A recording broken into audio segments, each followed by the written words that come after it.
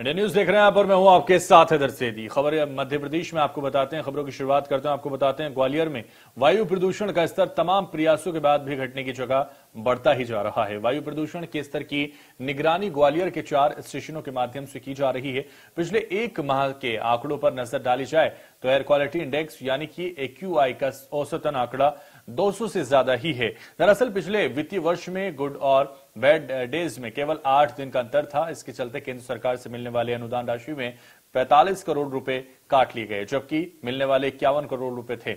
ऐसे में आपको बता दें, यदि इस वित्तीय वर्ष में भी प्रदूषण का स्तर ज्यादा रहा तो ग्वालियर नगर निगम को मिलने वाली राशि में कटौती होने की संभावना से इनकार नहीं किया जा सकता है। इसी क्रम में ग्वालियर नगर निगम को भी राशि मिलती है और इस राशि में कहीं ना कहीं कटौती हो सकती है। प्रदूषण को रोकने के लिए निगम कई प्रयास जरूर कर रहा है और इसी दिशा में 1 दिसंबर से शहर के 50 चौराहों पर जलने वाले अलाव के निर्णय को प्रदूषण नियंत्रण बोर्ड के विभाग की आपत्ति के बाद अलाव जलाने का निर्णय वापस ले लिया गया है और प्रदूषण फैलाने वाले लोगों के खिलाफ कार्रवाई की बात भी तेज की गई है।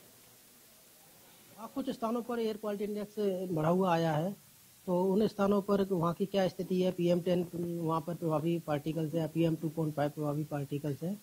ये काफ़ी गंभीर परिणाम वाली स्थिति अभी बनी हुई है।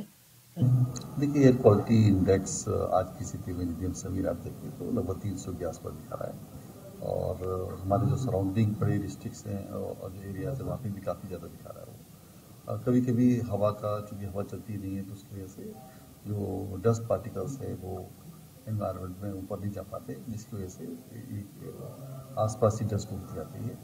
ऑलरेडी नगर निगम ने अपने ग्वालियर में अभी ये प्रयास कर दिया है कि जो हमारे डिवाइडर्स पे और साइडवर्स पे जो मिट्टी जमा होती है हम लोग उसको निकलवा रहे हैं मैनुअली।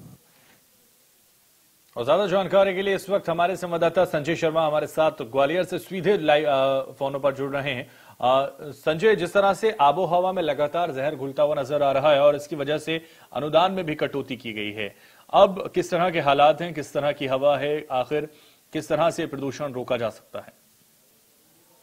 हैदर, सबसे पहले मैं आपको बता दूं कि मैं ग्वालियर से संतोष सिंह बात कर रहा हूं और दूसरा इस खबर की बात की जाए तो अगर ग्वालियर में पिछले 1 माह से जो प्रदूषण का स्तर है लगातार तेजी से बढ़ा है और बात की जाए एयर क्वालिटी इंडेक्स की तो इसका जो आंकड़ा है तो 200 के नीचे नहीं गया है, लगातार 200 के ऊपर ही बढ़ा रहा है। अगर आंकड़े की बात की जाए तो प्रतिदिन 300, 350 और 375 के आसपास आंकड़ा पहुंच रहा है, लेकिन 200 से नीचे नहीं जा रहा। तो कहीं ना कहीं ये अच्छी स्थिति में नहीं है ग्वालियर का वातावरण। अगर बात की जाए कि आखिर इसकी मुख्य वजह क्या है तो मुख्य वजह पर अगर हम ध्यान दें तो सबसे बड़ी मुख्य वजह है ग्वालियर स्मार्ट सिटी की 11 सड़कों का निर्माण चल रहा है। इसके अलावा ग्वालियर उपनगर में सड़क का सौंदर्यीकरण चल रहा है, जिसके चलते लगभग 200 से ज्यादा कबाली जो संपत्तियां हैं वहां तोड़फोड़ की जा रही है। इसके अलावा डबरा का जो हमारा डबरा से दतिया का जो पूरा बेल्ट है, इस बेल्ट में इस वक्त जो गन्ने की फसल के बाद गुड़ का जो उत्पाद होता है और गुड़ का बनाने का जो क्रम होता है उससे भी जो धुआं निकलता है वो कहीं ना कहीं वायु प्रदूषण कर रहा है। इसके अलावा जो पार्ली है वो भी कहीं ना कहीं जो छोटे छोटे ग्वालियर का इलाका जो है, क्योंकि देहात के आसपास के इलाके बने हुए हैं तो वहां भी पार्ली जलाई जा रही। तो इसको लेकर कुल मिलाकर ये कहा जा सकता है कि इस समय वायु प्रदूषण काफी खराब ग्वालियर में है। इसको रोकने के लिए नगर निगम काफी प्रयास कर रहा है, लेकिन उसके प्रयास सफल नहीं हो रहे हैं।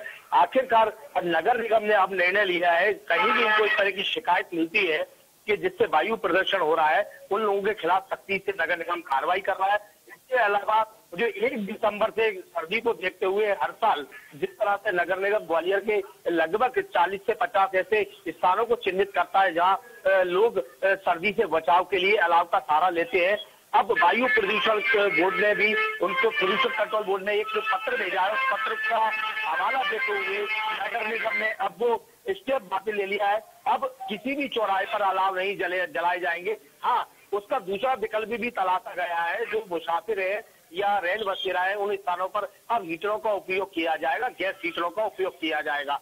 तो कहीं ना कहीं नगर निगम भी चिंतित है। इसके अलावा सबसे बड़ी बात यह है कि जो केंद्र सरकार की मदद से जो पैसा मिलता है हमें, वो पैसे की इस बार कटौती ना हो, इस और भी नगर निगम का ध्यान है। क्योंकि अगर बात की जाए तो नेशनल क्लीन एयर प्रोग्राम के अंतर्गत केंद्र सरकार की पहल पर नॉन अटेनमेंट जो शहर होते हैं उनको अनुदान राशि मिलती है। पिछले साल की बात की जाए तो अनुदान राशि 51 करोड़ रुपए मिलने थी, लेकिन 45 करोड़ रुपए उसमें काट लिए गए। तो नगर निगम ऐसी स्थिति में किसी भी प्रकार का जोखिम नहीं लेना चाहता है। इस वित्तीय वर्ष में उसका प्रयास ये है कि वायु प्रदूषण पे किसी भी तरह से कंट्रोल किया जाए, काबू पाया जा सके। जी हैदर। बहुत शुक्रिया संतोष, हमारे साथ जुड़ने के लिए, तमाम जानकारी हम तक पहुंचाने के लिए।